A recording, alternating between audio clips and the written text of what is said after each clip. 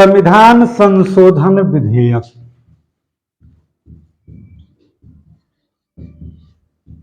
संविधान संशोधन विधेयक। तो संविधान संशोधन विधेयक, ये संविधान संशोधन भारतीय संविधान में कहां से लिया गया है? तो ये दक्षिण अफ्रीका से, और भारत के संविधान के भाग 20 और अनुच्छेद 368 में इसका उल्लेख है। अच्छा, ये संविधान संशोधन होता क्या है? तो आप जानते हैं कि संसद का मूल काम क्या है? तो संसद का मूल काम है विधि निर्माण, कानून बनाना, लॉ बनाना, एक्ट बनाना, अधिनियम बनाना, और दूसरा कि जो पहले से प्रावधानित उपबंध हैं उनमें परिवर्तन करना, उनमें परिवर्तन करना। जैसे आर्टिकल 21 क्या कहता है? Life and personal liberty, freedom of life and personal liberty, प्राण और दैहिक स्वतंत्रता। तो जब आप प्रस्तावना पढ़ेंगे तो प्रस्तावना में एक शब्द है गरिमामय। व्यक्ति का जीवन कैसा होना चाहिए? तो गरिमामय जीवन। अरस्तु कहता है कि एक बिना पढ़ा लिखा व्यक्ति पशु के समान होता है। तो यहां जो आर्टिकल 21 में जीवन और दैहिक स्वतंत्रता प्रदान किया गया है, तो ये बिना शिक्षा का कैसा जीवन होगा? तो गरिमामय तो नहीं हो सकता है।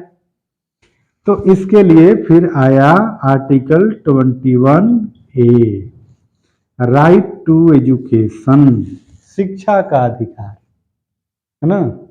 तो आप देख रहे हैं संशोधन क्या होता है? जैसे मूल जो संवैधानिक प्रावधान है उसमें किसी फैक्ट्स को जोड़ना या उसमें से हटाना, ये है संविधान संशोधन। ठीक है। तो संविधान संशोधन,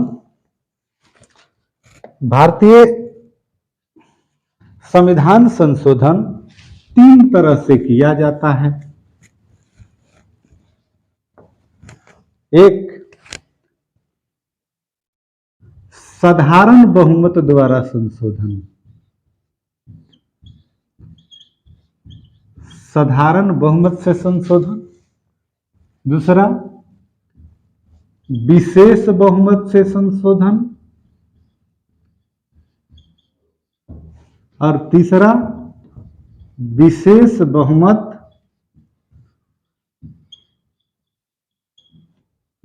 प्लस आधे से अधिक राज्यों द्वारा समर्थित।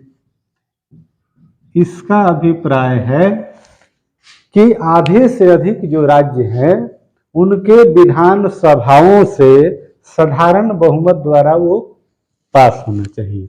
अच्छा, ये साधारण बहुमत क्या होता है? साधारण बहुमत का मतलब हुआ कि उपस्थित और मतदान, सदन में उपस्थित मतदान करने वाले सदस्यों का आधे से अधिक। जैसे लोकसभा में सदस्य संख्या कितना है?